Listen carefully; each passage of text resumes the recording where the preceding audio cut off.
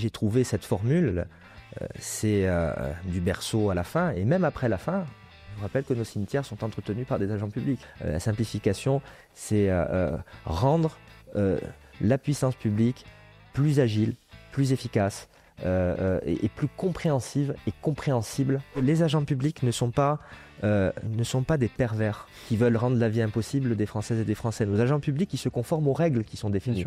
Le jour où j'ai passé le témoin, je me suis enquéri d'avoir les numéros de téléphone des 8 responsables des 8 organisations syndicales. Je leur ai envoyé un SMS avec mon numéro personnel en disant que j'étais à leur disposition, que je souhaitais les voir le plus rapidement possible. Quel que soit celui ou celle à qui il rend le service, en neutralité et avec la notion d'intérêt général, voilà les éléments qui me plaisent. Bienvenue sur Ambition Publique, le podcast que j'anime maintenant depuis 2 ans à la rencontre d'agents publics. On est dans un endroit un petit peu particulier. Pour ceux qui ont l'œil, ils reconnaîtront le bureau du ministre de la fonction publique. On a eu la chance de le rencontrer, de lui demander des infos sur son parcours, sur ses missions et bien sûr sur ses conseils pour les auditeurs. Ça se passe juste après le générique.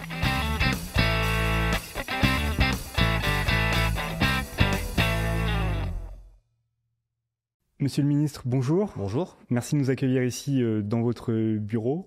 J'avoue que c'est un petit peu mieux quand même que dans mon studio d'habitude avec les invités, mais l'invitation était trop belle. On va revenir dans une partie 1 sur votre parcours, dans une partie 2 sur vos missions en tant que ministre, bilan aussi, projection sur la rentrée, et dans une partie 3, conseils. Alors vous êtes aujourd'hui ministre de l'Action publique, de la fonction publique et de la simplification, une fonction stratégique à l'heure où l'État se réinvente, innove et constitue un pilier pour la société française. Avant d'entrer au gouvernement en janvier 2025, votre parcours vous a mené de la Corse, où vous êtes né en 1980 et avez suivi des études d'histoire et de droit, jusqu'à l'Assemblée nationale, puis à la mairie d'Ajaccio, que vous avez dirigée pendant 8 ans. Vous êtes aussi avocat de formation et élu depuis vos 32 ans. On va revenir ensemble sur votre engagement, sur votre vision de la fonction publique et sur les défis que vous portez aujourd'hui au sein de l'État. Ma première question, est-ce qu'il y a un souvenir personnel que vous souhaitez partager avec nous ? J'en aurais des tas et en choisir un parmi une vie de presque 45 ans est toujours assez compliqué. Donc si vous me le permettez, je le rattacherai à ma vie publique.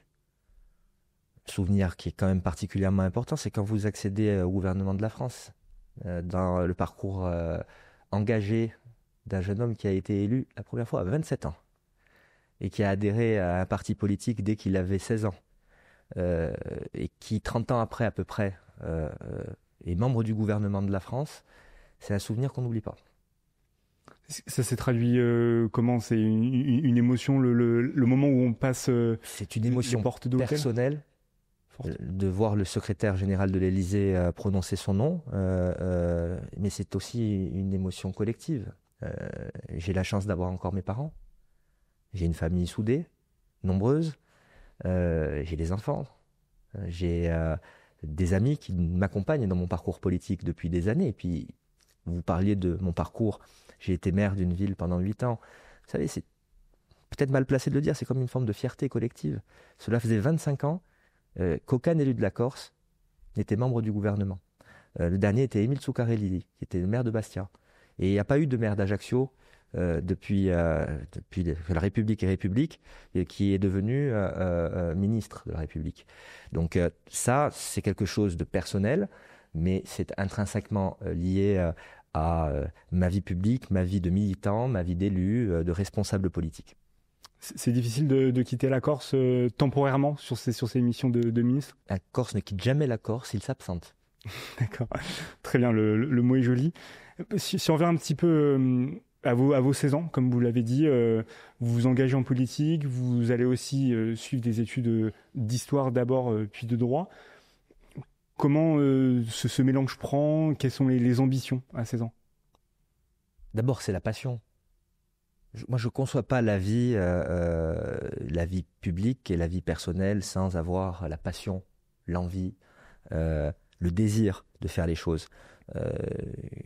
Très jeune, j'ai eu la passion de l'histoire, bien avant d'avoir la passion de l'engagement politique. Puis en 1995, j'ai 14 ans et demi, il y a une élection présidentielle. Elle est passionnante. Je suis né en 1980. Je n'ai connu que François Mitterrand comme président de la République. On a envie de changement. Et je découvre la personnalité de Jacques Chirac. Et cet homme m'a donné envie. Il m'a donné envie de le suivre, donc d'adhérer à sa démarche, de le soutenir comme je pouvais le faire. Je n'avais pas le droit de vote. J'étais un jeune garçon au collège, à Ajaccio. Et j'ai suivi avec intérêt cela. On est en 95, il est élu. Puis en 97, je dis j'ai envie de marquer encore plus cet engagement. Je suis allé à la permanence du RPR d'Ajaccio et j'ai pris ma carte. Et j'étais le plus jeune adhérent du RPR de Corse du Sud, peut-être même l'un des plus jeunes de France, puisqu'à l'époque, il fallait une dérogation pour pouvoir adhérer à un parti politique quand on n'était pas majeur. Et il fallait l'autorisation des parents, mais également l'autorisation du président du parti, qui était à l'époque Alain Juppé. Et l'histoire fait que, quelques années plus tard, j'étais membre de son équipe de campagne pour les primaires de la droite et du centre en 2016. Et voilà, et ensuite, je vous ai parlé de ma passion pour l'histoire, elle date d'il y a longtemps. J'ai fait des études d'histoire, j'ai fait également des études de droit public, qui m'a amené à avoir 2 maîtrises à l'époque, une en histoire contemporaine, une en droit des collectivités territoriales, droit public, et j'ai opté pour la profession d'avocat, que j'ai exercée durant 4 années au barreau d'Ajaccio. Avec donc toujours en parallèle des études et un engagement politique très très très fort. Oui. Comment on mène d'ailleurs est-ce que c'était original à l'époque? Oui. Surtout en Corse, peut-être, il y a un petit côté... Je vous le confirme. Adhérer au RPR dans les années 90 à Ajaccio en Corse, c'était particulier. Je vous rappelle qu'en plus, 1997, c'est 1997, mais 1998, c'est l'assassinat d'un préfet dans les rues d'Ajaccio. C'est la nomination d'un préfet qui a fini en prison. À la suite, Bernard Bonnet. Ce sont des périodes de troubles, des périodes difficiles où la question même de la présence de la République s'est posée. C'est la montée en puissance de l'indépendantisme politique, mais également clandestin, qui existait bien avant ma naissance. Ce sont des confrontations à l'électeur, parce que j'ai été élu la première fois de ma vie en 2008 au conseil municipal d'Ajaccio. Mais dès 2020, à l'occasion d'une élection municipale partielle à Ajaccio, septembre 2020, je n'avais pas encore 20 ans. J'étais le benjamin d'une liste. Et j'étais le délégué départemental des jeunes du RPR. J'ai engagé très vite un parcours militant qui s'est également soldé par des candidatures à des élections. Non, j'ai fait cohabiter la vie d'un étudiant normal qui faisait du sport, passait du moment avec ses amis, avait des petites copines, s'intéressait à plein de choses, mais avec également celle d'un étudiant qui réussissait son parcours d'études et celle d'un militant politique qui aimait ce qu'il faisait lorsqu'il militait. Le sport Le football. Football. Gardien de but. Gardien de but. Oui. Ok. Il y a peut-être des comparaisons peut-être avec l'émission d'un ministre, je sais pas. Ah, il y a peut-être un peu de solitude. D'accord. Okay. On en parlera donc par la suite sur la partie 2. Au cours de votre parcours professionnel, politique, personnel, donc on sent un attachement très fort à la Corse et territoire sans doute d'exception. Les rencontres avec la fonction publique. Vous parlez de l'État, la préfecture, la République, mais peut-être aussi les fonctionnaires, les agents publics. Quelles ont été des rencontres peut-être déterminantes dans votre parcours personnel? Ma maman était fonctionnaire, elle était à la retraite. À l'époque où la Poste était un service public et qu'elle n'avait pas été privatisée. Donc la rencontre, c'est dès le début. Et je dirais que pour l'ensemble de nos compatriotes, c'est dès le début. J'ai trouvé cette formule, c'est du berceau à la fin, et même après la fin, je vous rappelle que nos cimetières sont entretenus par des agents publics. Donc le service public, il est partout, tout le temps. Donc ma première rencontre, c'est dès la naissance. Même si je suis né dans une clinique privée, j'ai été mis au monde par une fonctionnaire. Et ensuite, je suis allé à l'école publique. J'ai eu recours au service public tout au long de ma vie, les équipements publics. J'ai fait du football dans des équipements appartenant à ma commune. Il n'y a pas un moment où on n'est pas en contact du service public. Et donc on croise les agents de service public, nos instituteurs, nos parents quand ils le sont. C'est une rencontre permanente. Et c'est pour ce qui me concerne, c'est une reconnaissance que, pour ma part, j'ai depuis toujours. Et une rencontre permanente, enrichissante, on apprend à chaque fois des nouvelles choses, peut-être sur cette grande diversité des fonctionnaires.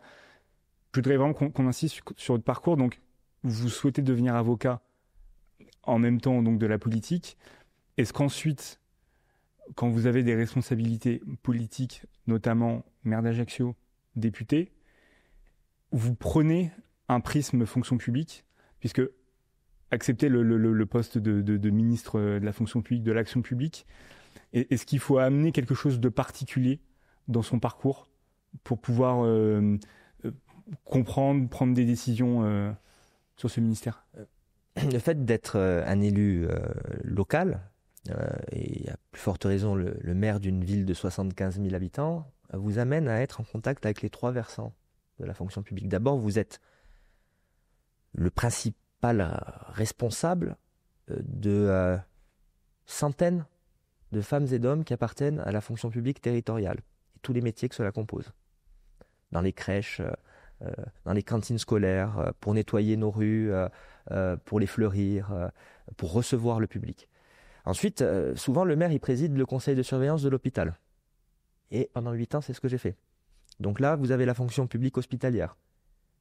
Vous avez les organisations syndicales représentatives du personnel, la direction, les représentants du corps médical, qui sont des fonctionnaires, qui sont des agents publics. Et vous discutez avec eux de leurs problèmes, de leur métier. Vous allez les visiter.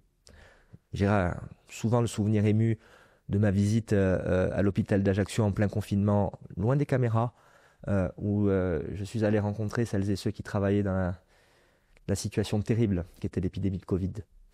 Et puis l'État, lorsque vous êtes un élu local important, maire de la capitale régionale, vous êtes en contact permanent avec le premier représentant de l'État, mais également avec tous les organismes déconcentrés de l'État. Que ce soit l'ARS. Je pense que lorsque j'ai franchi le seuil de ce ministère, je ne suis pas venu en terrain conquis, parce que la situation est compliquée, mais je suis venu en terrain de connaissance. Et votre vision, à ce moment-là, en janvier 2025, entre ce moment où vous avez vos premières rencontres avec les fonctionnaires, la feuille de route, comment elle se définit en janvier? Est-ce que votre vision en fait a changé? Les choses évoluent, mais lorsqu'on a des convictions, qu'elles sont chevillées au corps et au cœur, elles peuvent se polir parce qu'elles sont brutes dans un premier temps. Moi, ma conviction, c'est que nous avons besoin d'un service public fort. J'ai prononcé ce mot qui avait fait tiquer. J'ai dit que j'aimais les fonctionnaires et les agents publics et que je voulais travailler avec eux. Donc j'ai donné du corps à cela. Il fallait mettre de l'apaisement. Une journée de mobilisation qu'on n'avait pas vue depuis longtemps a eu lieu le 5 décembre à l'appel d'une intersyndicale. Elle a mobilisé des millions d'agents publics qui ont manifesté. Ce que je voulais, c'était d'instaurer un dialogue franc, parce que je ne mens pas aux organisations syndicales lorsque je les reçois dans mon bureau. Je leur dis telle qu'elle la situation, non pas telle qu'on voudrait qu'elle soit, mais telle qu'elle est en réalité, mais toujours avec respect, courtoisie et considération. Donc, ce que j'ai fait, c'est que j'ai essayé d'apaiser une situation qui était tendue, tout en ne disant pas le contraire de la vérité. Et c'est parfois difficile dans le dialogue social. Et ce que j'ai fait aussi, c'est essayer de me poser pendant un certain temps pour pouvoir définir une feuille de route visant à faire vivre ce ministère qui, vous le rappelle, nous en parlerons tout à l'heure, basé sur un triptyque de l'action publique, de la fonction publique et de la simplification, ce qui m'a amené à travailler sur un certain nombre de sujets et puis surtout à parcourir ce beau territoire qu'est la France, puisque au bout de 7 mois, presque jour pour jour d'exercice, j'ai visité un quart du territoire du pays, 25 départements, c'est-à-dire on en a 100, un quart du territoire. Le triptyque, on va y revenir, mais il y a une phrase qui m'a un petit peu interpellé, c'est quand vous avez dit « j'aime les fonctionnaires, j'aime le service public », on est venu vous critiquer, c'est ça? Il y a des gens qui ont été très touchés parce que et j'ai reçu des messages très émouvants. Il y a des gens qui trouvent toujours quelque chose à redire. Moi, je pense que les agents publics ont besoin de considération, et puis quand on les aime, il faut le dire.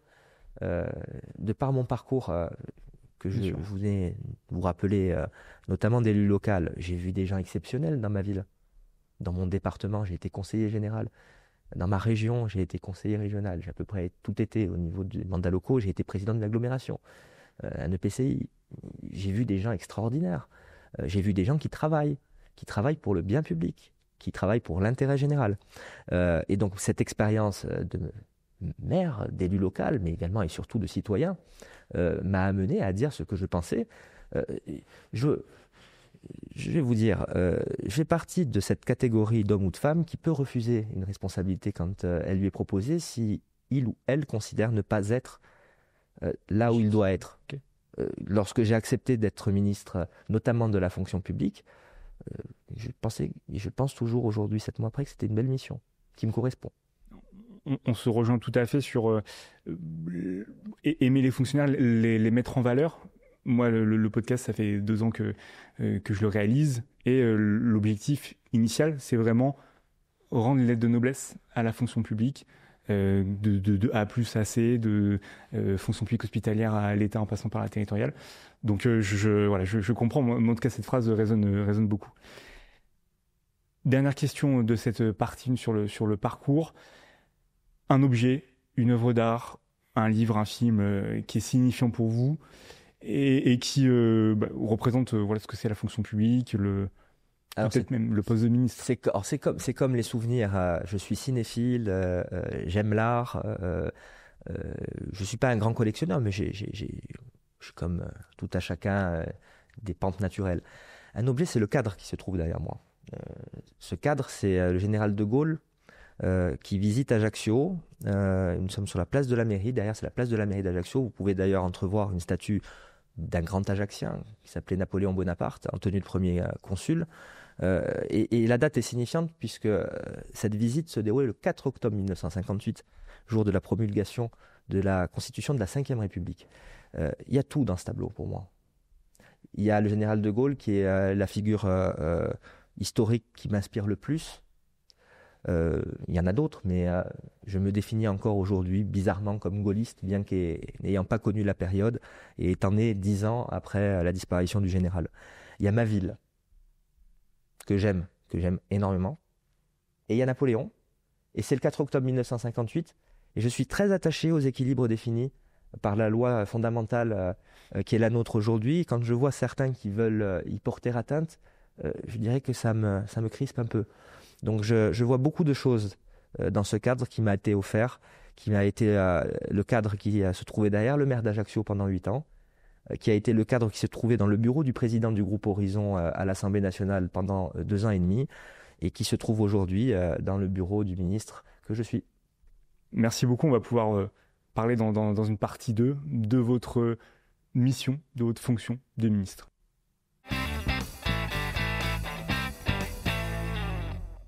Vous êtes ministre de l'Action publique, de la fonction publique et de la simplification au sein du gouvernement de François Bayrou depuis janvier 2025. Et vous venez bien de le dire tout à l'heure, on est le 24 juillet 2025. Donc il y aura une petite latence entre la publication, entre le tournage et la publication.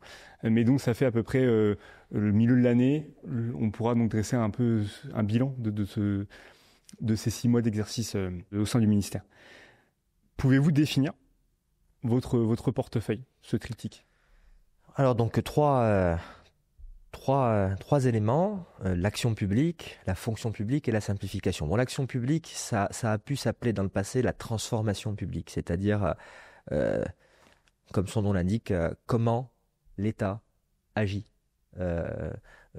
au service du public, au service des usagers de notre pays à travers les missions de service public, et comment surtout on arrive à transformer cela pour le rendre plus efficace, plus agile, plus moderne. Ça, c'est la première partie. La deuxième partie, c'est la fonction publique. Je suis le ministre des 5,8 millions d'agents publics du pays. Je dis bien agents publics parce que il y a des femmes et des hommes qui n'ont pas le statut de fonctionnaire, et ça pose parfois quelques difficultés, qui exercent des missions de service public. Je suis aussi leur ministre. Je ne suis pas donc que le ministre des fonctionnaires doté du statut de fonctionnaire. Et c'est un honneur, comme j'ai pu le dire précédemment dans la première partie. Et la troisième partie, c'est la simplification. La simplification, elle est également très transversale. elle peut avoir attrait à la simplification de la vie économique, à travers l'amélioration d'un certain nombre de process visant à rendre les choses plus efficaces, plus agiles. Mais elle peut également concerner la simplification de la vie des élus locaux. Et mon parcours personnel m'amène à avoir quand même un certain regard et un certain recul sur les complexités administratives auxquelles sont confrontés les élus locaux, quelles que soient les strates. Et ensuite, vous pouvez avoir également une simplification qui peut avoir attrait à la vie associative. Donc, elle touche à peu près à l'ensemble des éléments de la vie commune et individuelle dans notre pays. L'action publique et la fonction publique aussi sont transversales avec les autres ministères, puisque vous allez avoir des interactions constantes avec le ministère de l'Éducation nationale, la santé, par exemple. Naturellement, c'est un petit peu la beauté et la difficulté du poste. Et je m'explique. La beauté, c'est parce que vous avez une vision transversale qui est particulièrement enrichissante. Je peux dire, au bout de 7 mois, que je connais bien mieux le fonctionnement de l'État, de l'hôpital et des collectivités territoriales encore, depuis ma nomination au gouvernement. Pourquoi ? Parce qu'on est confronté au réel tout le temps. Dans l'action, mais également dans la fonction, c'est particulièrement enrichissant. La difficulté, c'est que, comme vous l'avez dit, le gouvernement a également des ministres qui sont en charge de leur administration. Donc il faut savoir travailler en équipe, tout en ayant quand même volonté de défendre un certain nombre d'idées et de valeurs. C'est valable sur ce gouvernement, mais je tiens à dire à celles et ceux qui prendront le temps de nous voir, nous écouter, ça a toujours été compliqué le travail en équipe, surtout avec des personnalités fortes. On n'arrive pas dans un gouvernement sans avoir un parcours, sans avoir des idées, sans avoir des convictions très fortes. Moi, en ce qui me concerne, depuis 7 mois, je dois bien vous avouer que je n'ai pas le souvenir d'avoir eu de difficultés à assumer cette tâche très transversale. Transversalité, assumer des positions, donc essayer de travailler en coordination avec les autres ministres pour peut-être y mettre les contraintes, les réalités du terrain. La simplification, par contre, c'est un petit ajout. L'ancien ministre avait aussi cette mention. Et sinon, en préparant cette interview, moi, j'ai pas forcément retrouvé les simplifications à part en 84 sous Mitterrand. Voilà. Cet ajout, il a une dimension particulière. Il a une dimension particulière parce que, bien qu'étant totalement opposé à un monde dérégulé, je ne suis pas un libertarien. Je considère qu'il faut un minimum de règles pour régir l'économie, les rapports entre les concitoyens, entre les différents lieux de pouvoir. Il faut un minimum de règles, donc de normes.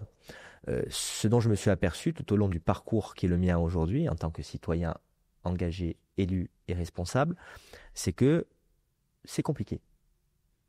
C'est compliqué d'être un citoyen devant l'impôt, c'est compliqué d'être un entrepreneur qui souhaite monter sa boîte, c'est compliqué d'être un élu quand des décisions doivent être prises en urgence, c'est compliqué d'être un préfet. Parce que aujourd'hui être dans un département, ça peut être aussi complexe.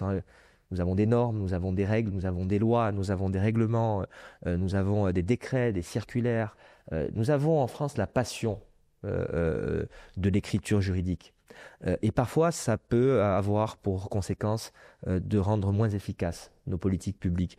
Donc, ce que nous voulons faire avec le Premier ministre et le gouvernement depuis notre nomination, c'est essayer de décomplexifier la vie de nos concitoyens, la vie de nos administrations, la vie de notre monde économique, à travers des mesures qui visent à alléger le poids des normes, la bureaucratisation, qui est le mauvais cholestérol, j'ai déjà eu l'occasion de le dire, de ce que notre puissance publique peut produire. C'est de dire aux Françaises et aux Français, nous vous comprenons. Vous savez, j'ai été frappé depuis toutes ces années d'engagement de voir à quel point certains sont abasourdis par des règles, des normes qui viennent parfois leur empêcher de prendre des initiatives et voire même empêcher les pouvoirs publics d'avoir parfois, allez, disons-le, la marge de manœuvre pour pouvoir mener de bonnes politiques publiques. Donc voilà, c'est ça la simplification. La simplification, c'est rendre la puissance publique plus agile, plus efficace et plus compréhensive et compréhensible pour nos compatriotes. Au service de l'action publique et de la fonction publique, donc. Bien sûr. Le triptyque fonctionne très bien. La simplification, excusez-moi de vous interrompre, je la veux pour nos compatriotes, et parmi nos compatriotes, je la veux surtout pour nos agents publics. Parce que les agents publics ne sont pas des pervers qui veulent rendre la vie impossible des Françaises et des Français. Nos agents publics, ils se conforment aux règles qui sont définies. Bien sûr. Parce qu'ils ont l'obligation de le faire dans leur statut. Ils respectent les règles. Parfois, les règles sont imbéciles. Quand elles sont imbéciles, ce n'est pas l'agent public qui est imbécile. Il l'a subi lui aussi. Donc il faut simplifier pour l'agent, pour que l'agent puisse exercer sa mission de service public de la meilleure des manières vis-à-vis de l'usager ou de l'usagère. Ça crée des situations, par exemple, sur les prestations au guichet, voilà, où la personne est dans l'incapacité de pouvoir déroger. Vous prenez la norme, je ne sais plus, qu'on va appeler la norme XYZ, qui oblige l'agent public à demander telle pièce, ou qui est obligé de dire pas avant de telle date, parce que c'est comme ça, parce que c'est ce que dit la circulaire un tel, et les gens ne comprennent pas ça. Et l'agent public, il est obligé de se conformer à ça, parce que sinon il est en faute.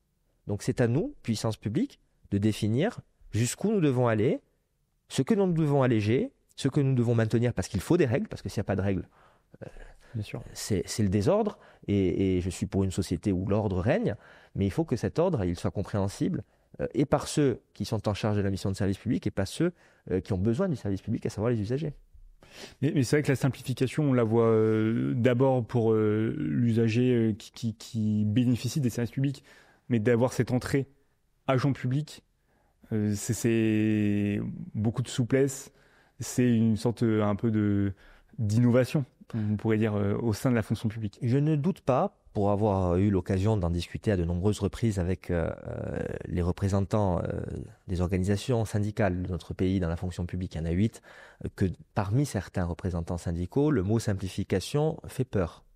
Et il y en a d'autres, on en parlera tout à l'heure, parce que pour eux, la simplification peut être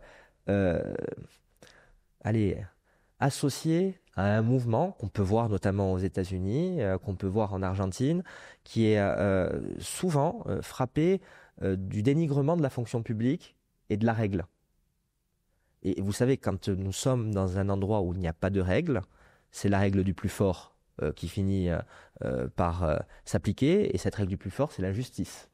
Donc les organisations syndicales, parfois, regardent un petit peu avec circonspection, voire même aigreur, le mot de simplification. Mais moi, je veux les rassurer. Et ce n'est pas antinomique que d'être en responsabilité sur cette matière, tout en étant le ministre des agents publics. Les organisations syndicales, vous en parlez plusieurs fois depuis le début de ce podcast. Dans votre quotidien, sur vos débuts au ministère, est-ce que vous pouvez nous donner un ordre de grandeur du nombre d'heures peut-être de travail, de réunions, de découvertes par semaine, et cette place aussi qu'ont les organisations syndicales dans ce quotidien? Alors la vérité m'oblige à vous dire que je n'ai pas reçu toutes les semaines les 8 organisations syndicales représentatives, mais j'y ai consacré du temps, de nombreuses heures. Dès ma première semaine effective, j'ai été nommé le 23 décembre 2024, en pleine période de fête de fin d'année, mais la réalité c'est que nous avons commencé à travailler début janvier, après le Nouvel An, ici au ministère, et la première chose que j'ai fait, conformément aux engagements que j'avais pris, et d'ailleurs le jour où j'ai passé mon préserve a passé le témoin, je me suis enquéri d'avoir les numéros de téléphone des 8 responsables des 8 organisations syndicales. Je leur ai envoyé un SMS avec mon numéro personnel en disant que j'étais à leur disposition, que je souhaitais les voir le plus rapidement possible. Je les ai reçus longuement.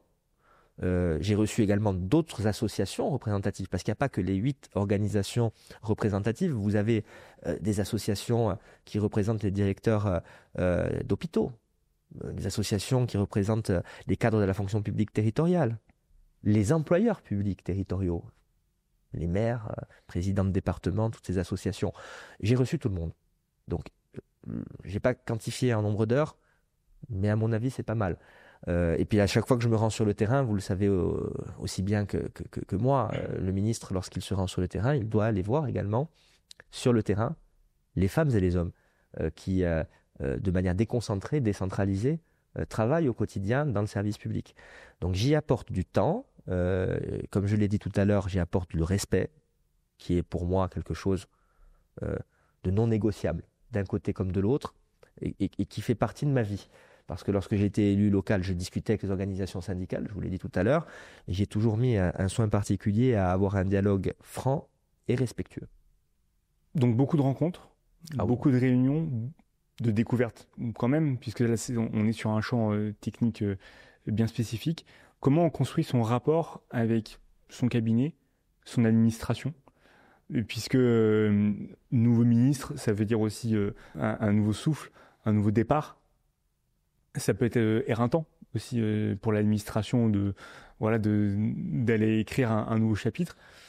Comment vous avez associé ces agents publics ? D'abord, je constitue un cabinet, comme chaque ministre nommé le fait, un cabinet avec un directeur, un chef de cabinet, et puis une équipe de conseillers que le ministre choisit lui-même.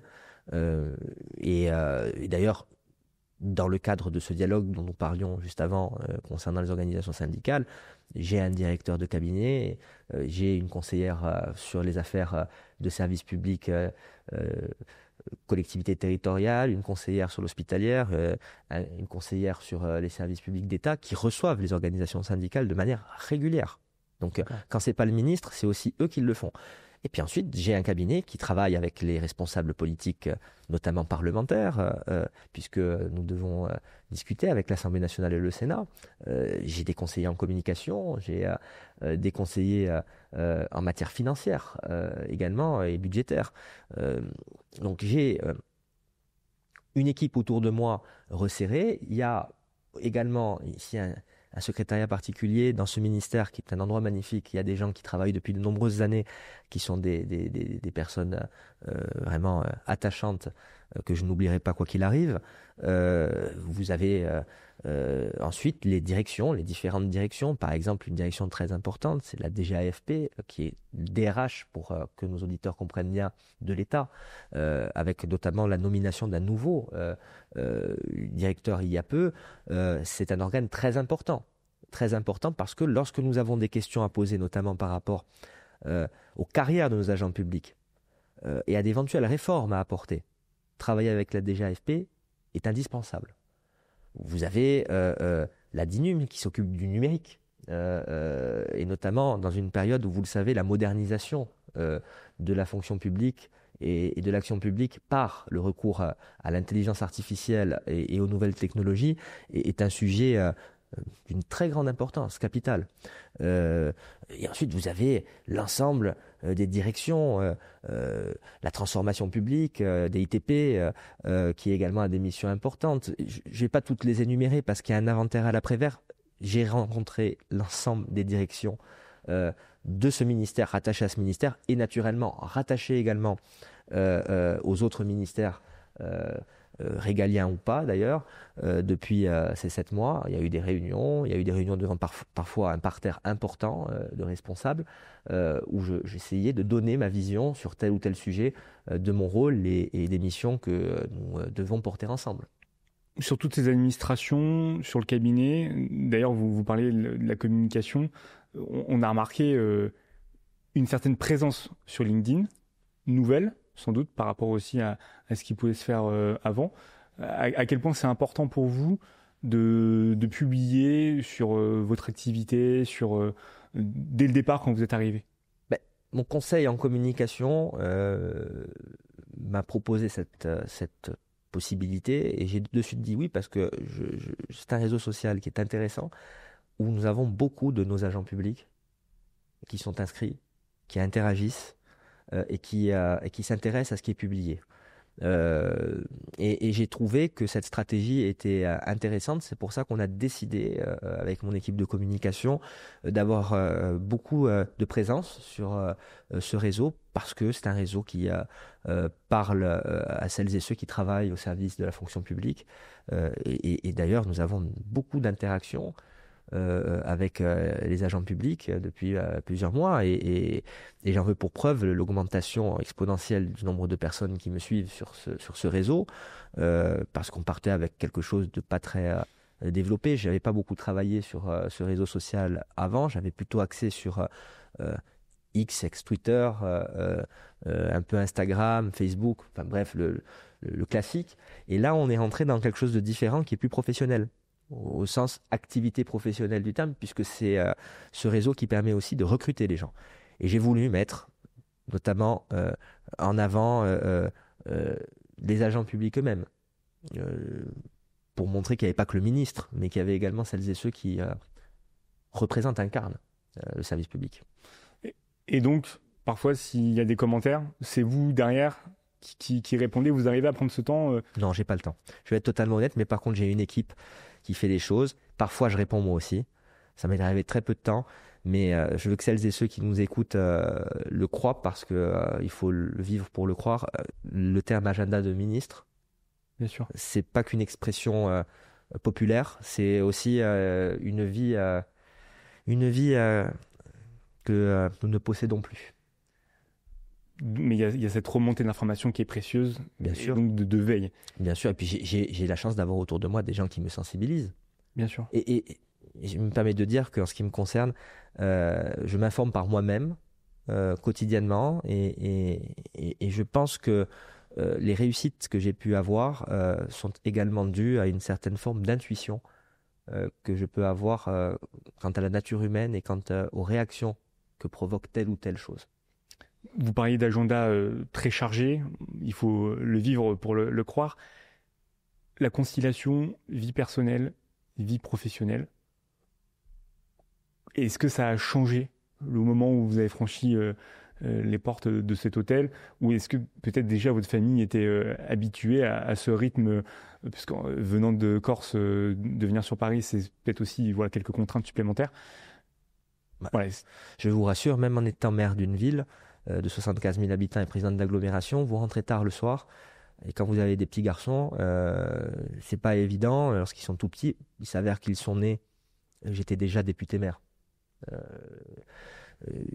Ils ont donc vécu en continu avec quelqu'un d'engagé politiquement à un niveau qui nécessite du temps. J'essaye de ménager le temps personnel, c'est très difficile, mais vous savez, toutes celles et ceux qui ont servi le pays à des niveaux de responsabilité élevés sont confrontés au même problème. C'est pas Laurent Marcangeli qui est plus concerné. L'engagement politique, à plus forte raison lorsqu'il est au service du pays tout entier en tant que ministre, c'est un sacerdoce. Et le mot veut dire ce qu'il veut dire. On doit renoncer à un certain nombre de choses. J'ai renoncé à un certain nombre de choses. C'est le prix à payer, mais on le sait, et personne ne nous force. Sacerdoce, mission difficile partagée par vos collègues ministres aussi, et puis un bon nombre d'agents publics, comme vous le disiez. Comment est-ce qu'il y a une méthode, Marcangeli ?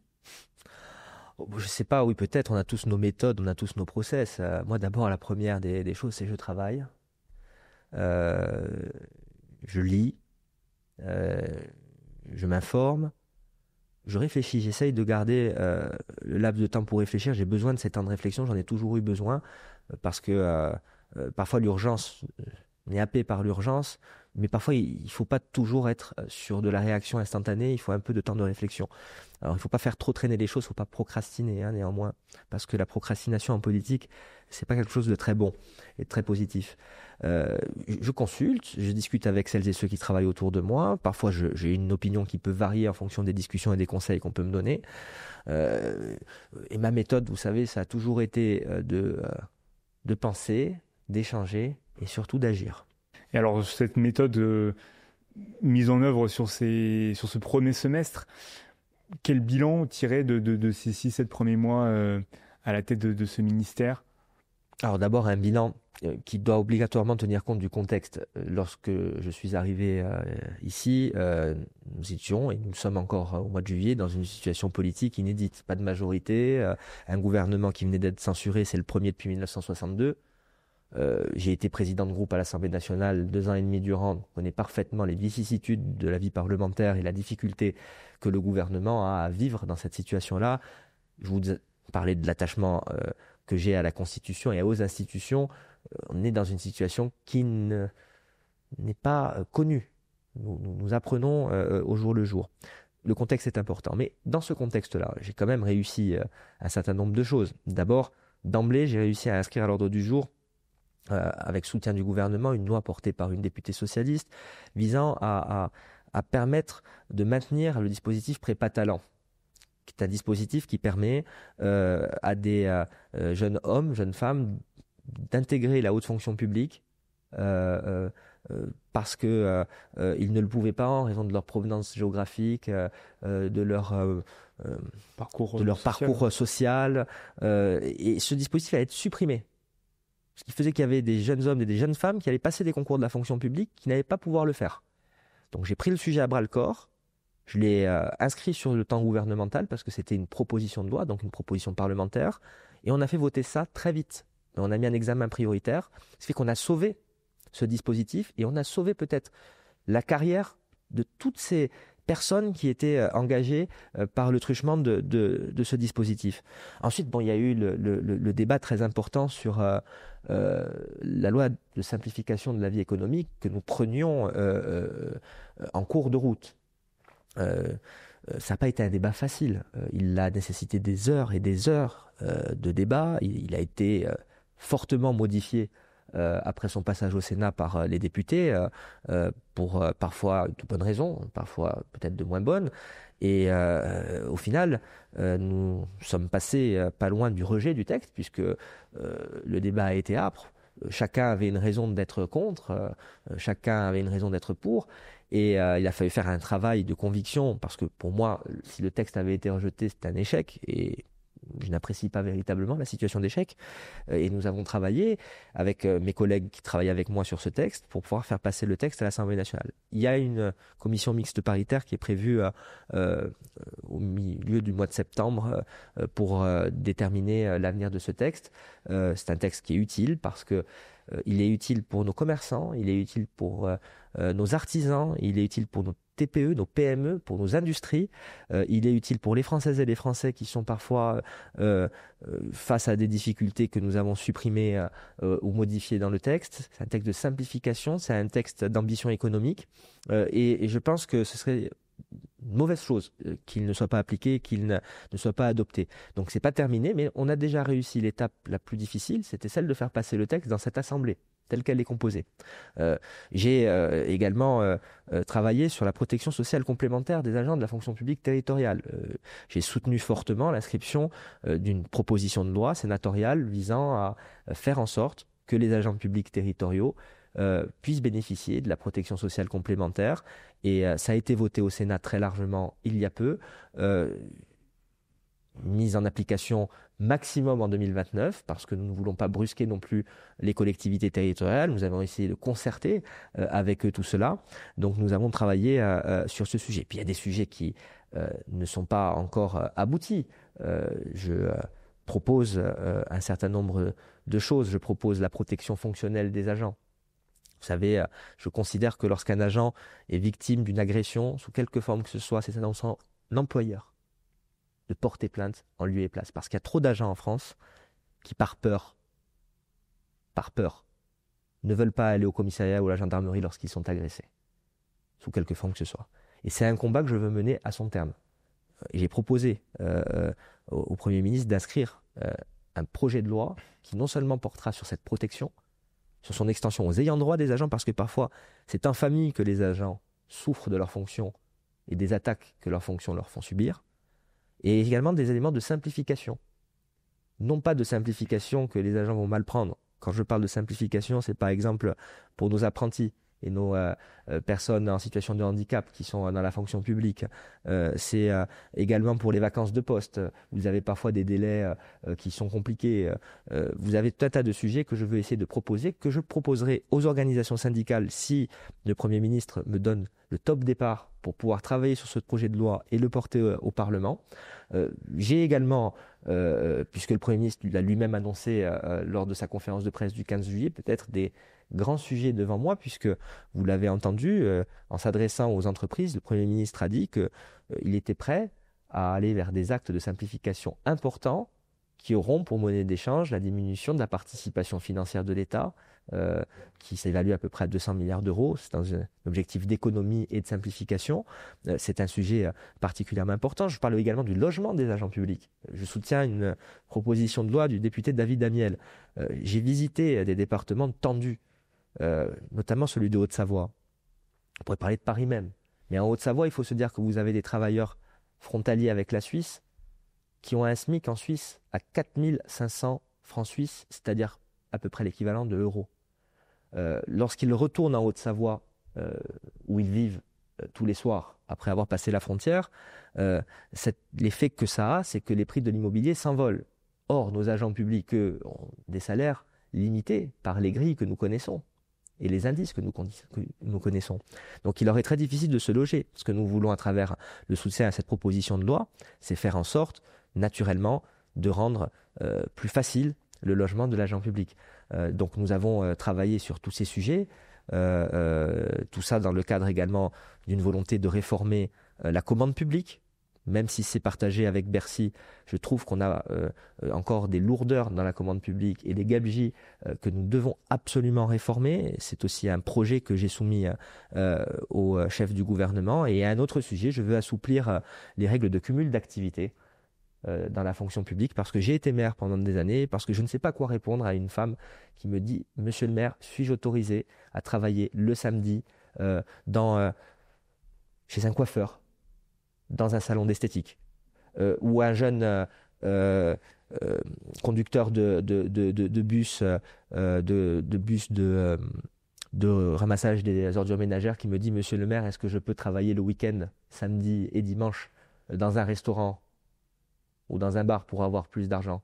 Eh bien, vous ne pouvez pas. Donc, je veux assouplir ces règles-là parce que je les trouve trop restrictives et que lorsque quelqu'un veut travailler pour gagner davantage, ma philosophie, c'est qu'il ne faut pas le brimer et l'empêcher de le faire. Ah oui, d'accord. Donc, il s'est passé quand même beaucoup de choses sur ces 6 premiers mois. Beaucoup de questions forcément, mais bon, sur la partie technique, on invite bien sûr les téléspectateurs à regarder dans la description de la vidéo YouTube. Il y aura des renvois vers les pages dédiées. Peut-être une chose que moi j'avais remarqué, peut-être une innovation quand même particulière, ce plan de résilience des services publics face aux crises que vous avez annoncé le 30 avril. Vous avez d'ailleurs fait un déplacement professionnel il n'y a pas très longtemps. Ce sujet, pourquoi il est important pour vous? Pourquoi vous le mettez sur la table? Je vous disais que tout à l'heure, quand on évoquait ma nomination, le contexte, il est important. Et le contexte, c'est que la France, même si je viens d'une île, n'est pas une île, et que nous vivons dans un monde qui est en mouvement. Un monde où la guerre est présente sur plusieurs continents. Un monde où les ingérences étrangères peuvent exister. Nous sommes aujourd'hui victimes, la France est victime d'ingérences étrangères, notamment en ce qui concerne les cyberattaques. Un monde où les transitions climatiques font que des catastrophes naturelles peuvent survenir. Et ce que j'ai proposé, moi, c'est que nous soyons dotés d'un plan de résilience pour faire face si demain une attaque, sous quelque forme que ce soit, met en péril la continuité du service public.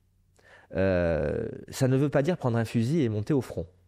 Ça veut dire être en capacité, chacun, en fonction de ce qu'il peut ou ce qu'elle peut apporter, d'apporter la réponse à la situation de crise et faire en sorte que le service public ne s'effondre pas sur lui-même ou ne cesse pas d'exercer ses prérogatives. Et dans ce sens, je me suis rendu il y a peu en Estonie, qui est un pays frontalier de la Russie et de la Biélorussie, notamment, qui est un pays d'1,5 million d'habitants.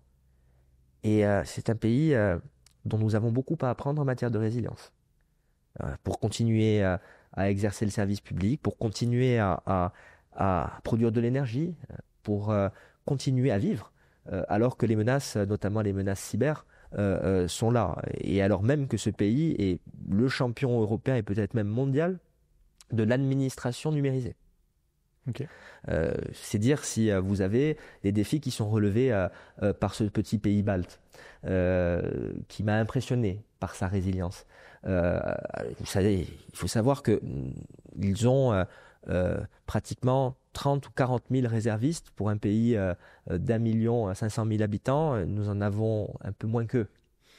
Il faut donc se dire aujourd'hui que la France, sans pour autant se dire ça va frapper, nous sommes en guerre, je ne le dis pas, mais nous sommes dans une situation qui nécessite que nos agents publics, et puis au-delà des agents publics, les Françaises et les Français, aient conscience que si demain une crise survient, il faut qu'ils soient préparés, formés, pour pouvoir faire en sorte que nous continuions de vivre. C'est aussi simple que ça.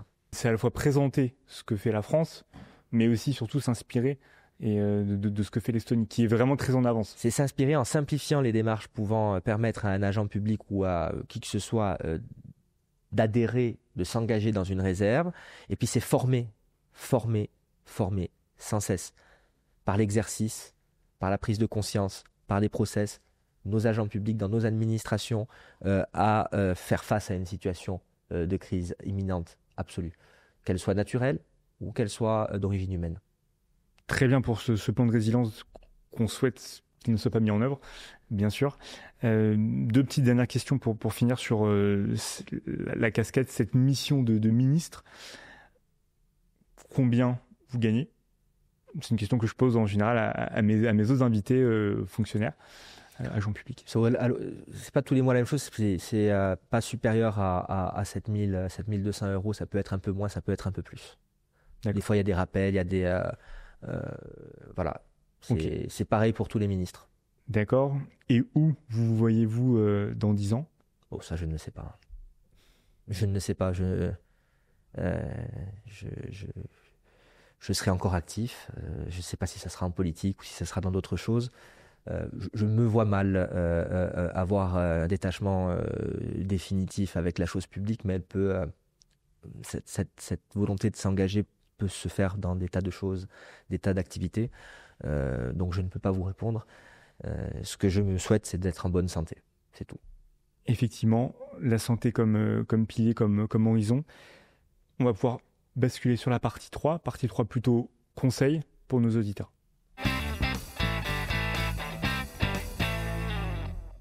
Une anecdote, une situation dans laquelle vous avez été en difficulté et où vous auriez aimé avoir un conseil en amont. Pas forcément sur vos missions de ministre, mais vraiment, voilà, ça a une vertu conseil professionnel. Parfois, vous avez des difficultés de tous ordres, notamment par rapport à votre orientation professionnelle ou dans vos études, et en plus forte raison dans les décisions que vous prenez au niveau politique. Je dois bien admettre que j'ai toujours eu autour de moi des femmes et des hommes de bons conseils, même si parfois il m'arrivait de ne pas suivre leurs conseils. Parce qu'il peut m'arriver parfois de ne pas tenir compte de ce qu'on me dit. Pour le meilleur et pour le pire. Si je devais retenir quelque chose,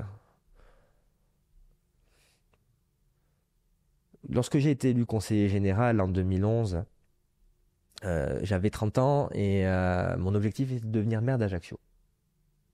Et je n'avais pas du tout l'intention d'être candidat aux élections législatives de l'année qui suivait. Un homme qui a été ministre, député, président de département, qui s'appelle José Rossi, qui a été ministre de l'Industrie entre 93 et 94, qui est mon prédécesseur, notamment dans la première circonscription de la Corse du Sud, à qui j'ai rendu visite le lendemain de mon élection au Conseil général, m'a dit « Tu ne peux pas ne pas être candidat aux élections législatives l'année prochaine ». Je crois que c'était plutôt un bon conseil. Après, il peut y avoir aussi des gens qui vous donnent des mauvais conseils. Parfois de manière volontaire, parfois de manière involontaire. Il faut réussir à déceler les deux. Mais ce que je dois bien admettre, c'est que globalement, j'ai plutôt été bien servi. Et puis après, dans la vie personnelle, vous savez, je n'aime pas trop m'étendre sur ma vie personnelle parce que j'essaie de la protéger depuis plusieurs années, pour moi-même et pour ceux qui la partagent.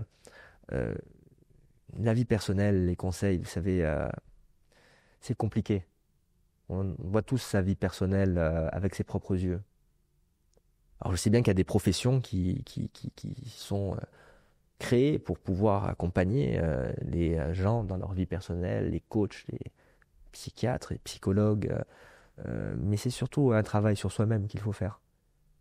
Et travail sur soi-même, ça ne repose que sur une seule personne, soi-même. Donc ça n'attend pas. Et donc savoir s'entourer, avoir l'audace peut-être d'aller demander des conseils à parfois des personnes qui sont hors de notre champ, hors de notre entourage, mais aussi s'appuyer bien sûr sur notre entourage. Ça m'arrive fréquemment de sortir du cadre. Vous savez, le problème de la vie politique, c'est comme toute corporation. Il y a une forme de microcosme. C'est bien aussi d'aller voir quelqu'un qui est totalement détaché de ça. Voilà, je me souviens, prendre un autre exemple, c'était encore par rapport à une élection. Me représenter en 2022 aux élections législatives n'a pas été chose aisée. J'étais maire d'Ajaccio, très attaché à cette fonction, mais il y avait un moment politique où il fallait que je prenne une décision. J'ai appelé quelqu'un qui m'est très proche, un ami d'enfance, qui n'a jamais fait de politique.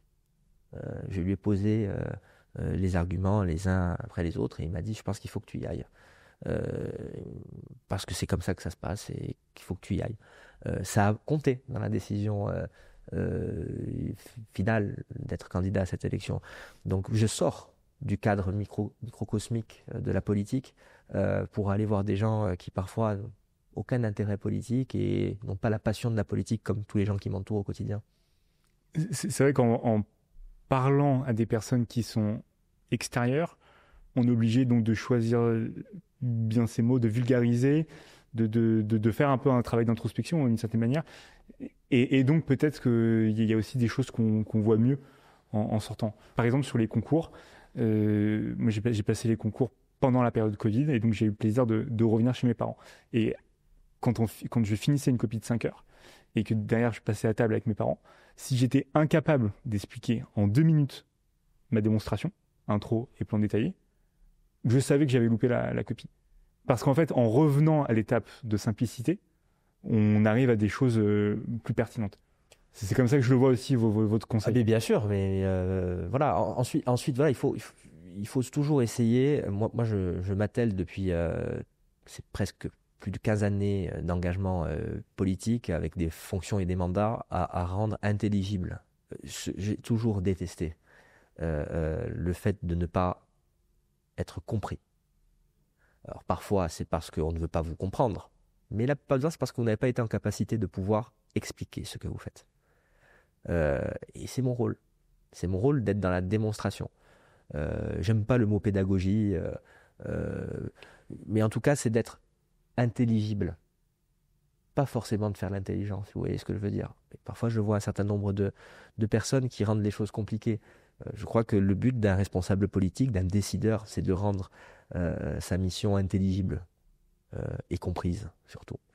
C'est l'avocat de formation aussi qui le dit, parce qu'en droit, on se retrouve aussi à cette problématique. Il faut, pour convaincre un auditoire, je pense qu'il vaut mieux être compris par l'auditoire.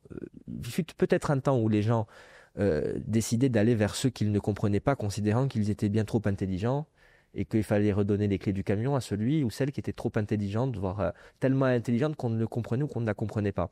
Je crois qu'aujourd'hui, quand les gens ne comprennent pas, c'est pas le même mécanisme qui se met en place. Le mécanisme qui se met en place, c'est celui de la défiance. Et on le voit bien. Donc, sans être authentique, faussement authentique pour la faire peuple, comme on dit, faut essayer quand même de se rendre compréhensible. Et alors, pour être compréhensible à l'égard des jeunes qui voudraient passer un concours aujourd'hui en 2025, jeunes ou moins jeunes d'ailleurs, hein, mais des personnes qui sont extérieures à la fonction publique, qu'est-ce que vous leur direz ? Bon, d'abord, je leur dirais que je vais essayer de réformer quelques concours parce que c'est une demande. Parce qu'aujourd'hui, on s'aperçoit tout de même qu'il y a des jeunes qui pourraient être d'excellents agents publics qui ne veulent même pas l'envisager en raison de ce qui a à passer. Et je crois qu'il y a, avec les organisations syndicales, avec les employeurs, il y a un chemin qu'on va essayer de définir, qui n'est pas simple, mais on va essayer de le définir. Ensuite, passer un concours, c'est un défi. C'est un défi personnel qui nécessite de la préparation, qui nécessite de la concentration, du travail. Si je devais leur donner un conseil, c'est tout simplement de bien regarder avant le métier dans lequel ils vont passer si d'aventure le concours est obtenu, parce que c'est quand même une tranche de vie, même si aujourd'hui les changements de profession sont plus fréquents qu'ils ne le furent avant, qu'ils se renseignent bien autour d'eux, qu'ils n'hésitent pas à poser des questions à ceux qui sont passés par là où ils sont avant, et surtout qu'ils travaillent, parce que avant tout, je pense que ce qui permet d'obtenir le concours, c'est de bien bosser avant et d'être sérieux et de bien se préparer. Se préparer, ça tombe bien, parce qu'on est aussi sur Ambition Publique, donc quand on parle des métiers, se renseigner sur les métiers, il y a des chances sans doute que j'ai déjà eu l'occasion de rencontrer des attachés, des administrateurs à ce même micro. Peut-être sur le deuxième pendant, pour les fonctionnaires, est-ce que vous pourriez nous dire une ou deux qualités que vous... Alors, admirer, le mot est peut-être un peu fort, mais que vous trouvez qu'il est important que les fonctionnaires aient cette qualité quand ils travaillent? D'abord, c'est servir. On peut pas être un agent public si on veut être seul à son compte pour faire du bénéfice. C'est l'antinomie de l'auto-entrepreneur, l'agent public. Et j'adore les auto-entrepreneurs. Moi, je suis admiratif de voir une femme ou un homme créer son entreprise, essayer de la développer, essayer de faire du bénéfice, parce que c'est le travail qui produit ce bénéfice et qui innove et qui s'étend et qui devient peut-être après une TPE, puis qui devient peut-être une PME. J'adore les exemples de réussite. Moi, je ne suis pas jaloux des exemples de réussite. Donc, première fonction de l'agent public, c'est servir. C'est rendre le service public. Et l'autre qualité, naturellement, c'est l'intérêt général. C'est le fait de rendre ce service dans une notion d'intérêt général avec des règles déontologiques qui s'imposent à l'agent public, celle de la neutralité notamment, qui doit rester l'un des éléments fondamentaux de la fonction publique de mon point de vue. Donc c'est ça qui me vient à l'esprit. Ce sont deux qualités, celui de servir et celui de le faire quel que soit celui ou celle à qui il rend le service, en neutralité et avec la notion d'intérêt général, voilà les éléments qui me plaisent. Et c'est avec cette égalité d'accès au service public, tout à fait. La richesse de ceux qui n'en ont pas, certains disent. Et alors, peut-être pour finir, un ou deux conseils de lecture. Qu'est-ce que lit Monsieur le ministre? Je lis beaucoup de choses. Je lis des livres d'histoire. Je dois bien avouer que le temps me manque un peu ces derniers temps. Mais les vieux chefs-d'œuvre restent toujours des merveilles. On m'a offert pour mon anniversaire, il y a quelques mois, une édition de la Pléiade du Comte de Monte Cristo. Quand je prendrai quelques jours de vacances, je vais le relire pour je ne sais pas combien de fois de ma vie, parce qu'il s'avère que les livres, on peut les lire à différents moments de sa vie et les voir d'une manière totalement différente. Et même si la personnalité peut prêter parfois à contestation, Louis-Ferdinand Céline, Voyage au bout de la nuit, qui pour moi est l'un des chefs-d'œuvre ultimes de la littérature contemporaine française. Mais je dis aussi à celles et ceux qui s'intéressent à la vie d'aujourd'hui et qui veulent être plus sur du concret que se pencher sur ce qui s'est passé à l'Antiquité romaine peut être particulièrement instructif dans la mesure où je fais partie de celles et de ceux qui pensent que l'histoire bégait. Énormément, un peu trop parfois. On retrouve votre cursus dans cette sélection et aussi vos origines.